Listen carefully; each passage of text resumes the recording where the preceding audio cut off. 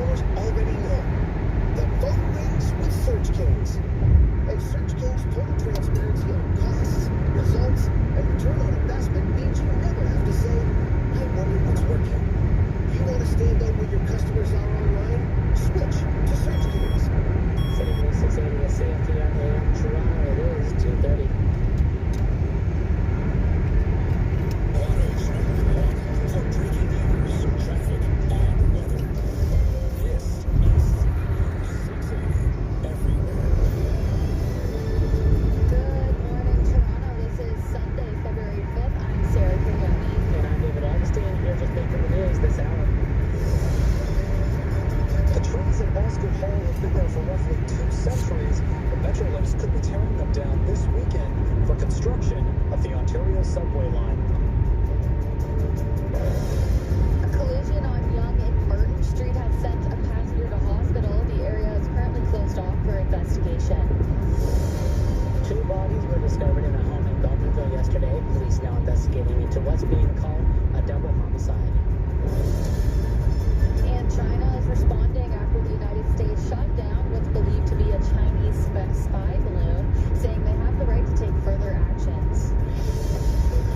At the NHL All-Star Game, the Atlantic and Central battle it out in the final for division supremacy, and an all-time NBA record in jeopardy. Sports at 45. Hey, coming up in business, Tesla starts a price war in the electric vehicle market. How other companies are responding, whether it'll spur on sales of EVs. City News Time, 2:31. It's time for traffic and weather together on the ones. Here's Allie Stewart. Hey, Sarah. We have a collision on the northbound 400. It's on King Road in the right lane. I can't see it visually right now, so just wondering some specifics about it. If you are in the area and able to give us a call, feel free to do so at star 680. But it is occupying a right lane northbound 400 at King Road, not causing a slowdown though. And then if you're on the westbound 401 in the collectors, just watch out for a stalled vehicle at Avenue Road. That is in the right lane. Other than that, our roads are in good condition, lightly traveled at this time, and we don't have any construction happening on our major highways, which is good as well. So no ramp closures or anything like that. In town on city streets, I am hearing from a traffic spotter that if you're traveling eastbound on Steeles at Islington, you won't be able to get through. You'll have to either go north or southbound on Islington. Thank you to that traffic spotter for giving us a call and letting us know about that. It looks to be like a delay on Steeles there or some type of problem. So just use some extra caution through that area. And then we also have Yonge Street closed in both directions from Lawton to Merton, which is just north of St. Clair, and that's because of a collision investigation following an earlier collision. Your next report is coming up at 2:41, and now with the forecast, Michelle Nelson. After a record-breaking cold in parts of Ontario, we're seeing a significant swing in those temperatures. +1 this morning. We are bumping up even more, +4 this afternoon.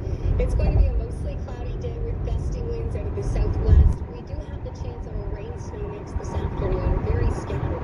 Your overnight low is 0. It is currently 0 and feels like -5 more cloudy in downtown Toronto over at Pearson.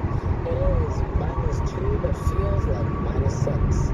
City News Time, 2:33. We continue to wait for the result of an injunction hearing between the Law Society of Ontario and Metrolinx over the Ontario line expansion. The ruling is expected to come down sometime this morning. City's James Mackin reports that the result from this hearing could lead to 200-year-old trees on Osgood Hall getting torn down this weekend. This driver, the interim chair of the Build the Ontario Line Differently Community Coalition, says Metrolinx has been disrespectful of not just the court system, but the citizens of Toronto. You know, the federal and the provincial government should know now and see what kind of a provincial agency this Metrolinx is. The communities have been feeling it all around the Ontario. I spoke to City Councillor Josh Matlow, who echoed that sentiment, adding this is nothing new for Metrolinx, following the decade-long construction of the Eglinton Crosstown LRT, which still hasn't finished. Residents and small businesses, including Little Jamaica, have been treated like collateral damage by Metrolinx. Rather than working with people, they work at people. That's not how a public agency should behave. Both Councillor Matlow and driver say the provincial transit agency needs to listen to the public more for future consultations, especially with the worry that the Ontario line could be a repeat of the still unfinished Eglinton line. James Mackin, City News. City News Time 2:34. Toronto police continue to investigate a two-vehicle crash. Officers say it happened just after 9:15 yesterday evening on Yonge Street at Merton. One person has been taken to hospital by emergency run, and there's no word yet on the status of their injuries. Yonge Street is currently closed both ways between Merton Street and Lawton Boulevard. Stay with City News 680 for the latest on this story. City News Time, 2:35. Durham Regional Police said they found 2 bodies at a home on Crombie Road in Bowmanville. Officers were called to the Middle Road and William Drive area yesterday afternoon around 2:15. They say the original call was for a wellness check that was called in by someone the family knew living in the home. There are no details on the ages or the relationship of the people found inside the home. The homicide unit is taking over the investigation, but there's no word on how they died. Anyone with information or footage is being asked to reach out to the police. This is City News 680. A 56-year-old man is under arrest in connection with the sexual assault of a child more than a decade ago. Police believe there may be other victims. The investigation began after allegations that a boy was sexually assaulted at a Toronto residence from 2011 to 2013. John Moyer was arrested and charged with 8 counts of sexual interference, 2 counts of invitation to sexual touching, making and possessing child pornography. Police say they found evidence that Moyer has had contact with children since 2004. Anyone with information is asked to contact police or Crime Stoppers. You're listening to All News Radio. The time now is 2:36. China's government is condemning the United States move to shoot down a suspected Chinese spy balloon off the Carolina coast. The Chinese government insists it was a civilian weather balloon that drifted off course and that shooting down the balloon violates international norms. The country's Minister of Foreign Affairs tells state media that the country will be taking further action in response. The balloon reportedly crossed into sensitive military sites across North America, including restricted areas in the United States and over Canada. Retired U.S. Marine Colonel Steve Gaynor says an operation is underway now to gather debris from the balloon. They're going to be looking to the payload of the balloon. The balloon's been taken care of. It's no longer a factor. What they're looking for is the payload that was attached underneath the solid 16 solar panels that would have been powering sensors in the U.S. Marines was communicating back to China. So make sure there's Marine Coast Guard ships back below in the ocean waiting for that impact of that payload to start looking for the pieces to put that together to figure out what the Chinese were doing with this balloon over the U.S. The balloon was estimated to be about the size of 3 school buses. City News Time 2:37. For all you hockey fans out there, the best of the NHL will be making a stop here in Toronto next year. Our Mike Leach has all the details on the 2024 All-Star Game. The NHL's brightest stars will shine next year here in Toronto. NHL Commissioner Gary Bettman making the announcement shortly before this year's marquee event in Florida. The 2024 All-Star Weekend will be at Scotiabank Arena for the first time since 2000. Leafs president Brendan Shanahan played in that game, while current Maple Leafs All-Star Mitch Marner was just a toddler. That allowed Moss to play some revisionist history. I asked Mitch how old he was in that one, and he was quite young, so he didn't remember it, so I lied to him and told him I won the car, which wasn't true. I remember just the excitement and the buzz of the city. As for the skills competition, forget the fastest skater and the fastest player to get in and out of Pearson Airport for that weekend should win a prize. Mike Leach, City News. City News Time 2:38. The 33rd annual award-winning Von Winterfest takes place later today for the first time since the 2020 pandemic began. There are a range of activities that you can take in, such as the Great Canadian Lumberjack Demo, horse-drawn wagon rides, and a free pancake breakfast and giveaway, but only while supplies last. The free and family winter celebration will take place at the Velour Village Community Center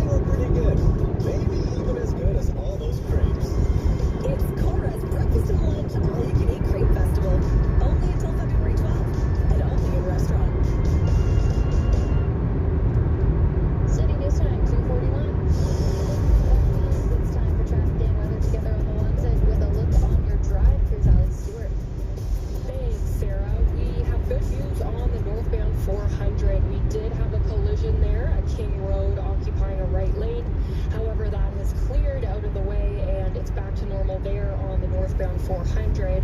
There was no delay as a result of this collision, so nothing to worry about. We do have still a stalled vehicle that we're looking at right now on the westbound 401. It's in the collectors at Avenue Road.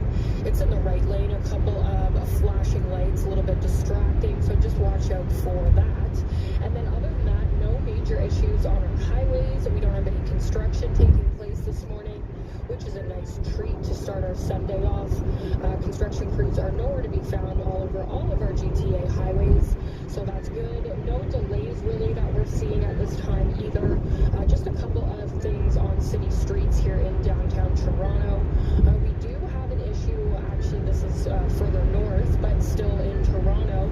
Steeles, at last check, according to a traffic spotter, if you're heading on Steeles eastbound at Islington, you're going to be diverted to go either north or south on Islington, and you won't be able to continue on Steeles. We'll let you know more about that if we find anything out. And then Yonge in both directions is still closed at Lawton Boulevard to Martin Street, which is north of St. Clair, just at the west point of the Mount Pleasant Cemetery. That's blocked because of a collision investigation. Your next report is coming up in less than 10 minutes. And now with the forecast, here's Michelle Nelson. A special weather statement remains in place for Hamilton and Niagara. Watching out for strong southwesterly winds, gusts to 80 kilometers per hour today. Strong enough to toss some loose objects, so a good idea to tie those down. Those winds beginning late morning, but will last through the day, ending this evening. They're also going to help warm us up. +4 by this afternoon for that high. We could see a scattered rain snow mix this afternoon, and then the chance of freeze and drizzle overnight. Sunshine Monday with a high near -1. Your overnight low is 0. And right now in downtown Toronto, it's 0 degrees, feels like -5, partly cloudy skies. Similar conditions over by Toronto Pearson Airport. It is -2 degrees over there. Coming up next, your latest headlines in sports. City News Time 2:43. If you're suffering from pain or curvature trend in erection, you may have Peyronie's disease, affecting approximately 9% of men. Precision Sexual Health Clinic for Men offers non-invasive, virtually painless treatment options that can help this uncomfortable condition caused by a buildup of scar tissue. Don't just live with it. Learn how Dr. Judah can help. Book your confidential initial visit at precisionclinictoronto.ca. That's precisionclinictoronto.ca. Forecast calling for volatility. Outlast the storm with Skyline Investments. Skyline Clean Energy Fund is an equity growth investment that offers tax efficiency and historically stable returns. Help transform Canada's clean energy sector and build a positive legacy for generations to come. 1 year annualized return of 10%. Contact us today at skylinewealth.ca/volatility. Skyline Wealth Management Inc. is an exempt market dealer. Products are not guaranteed and investor qualifications apply. Past performance may not be repeated. Standard performance returns at skylinewealth.ca/volatility. Watch, listen, connect. This is City News 680 everywhere.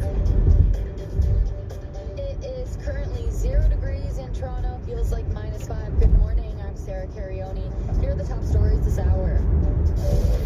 We're waiting for a verdict in an injunction hearing over Metrolinx's Ontario line construction. It's set to clear-cut trees from Osgood Garden if it goes through. China says the U.S. decision to shoot down a suspected Chinese spy balloon is a violation of international policy, saying they have the right to take further action and are threatening retaliation. And for the first time in almost 25 years, Toronto is set to host the NHL All-Star Weekend in 2024.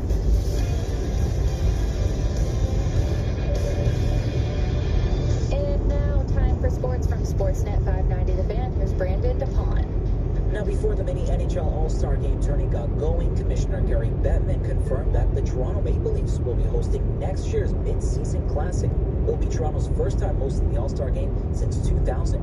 Now to Saturday's action in the semis. The Central beat the Pacific Division 6-4. Then the Atlantic got the best of the Metropolitan in a goal fest where 16 goals were scored. And in the final, it would be the Atlantic coming away with the $1 million prize as they comfortably beat the Central Division 7-5. Florida Panthers winger Matthew Tkachuk was named All-Star Game MVP in front of the Sunrise Florida faithful, scoring once and setting up another in the title game after his 3 goals and 2 assists in the semifinal. And now on the hardcourt in the NBA, the Raptors were off Saturday and will return to action Sunday when they visit the Memphis Grizzlies on the last leg of their very long road trip. However, around the league, there was 9 games on the schedule Saturday, including the Nets narrowly beating the Wizards by 2. Notable news in this one, as Nets star Kyrie Irving was out due to calf soreness, this coming one day after he made a trade request out of Brooklyn.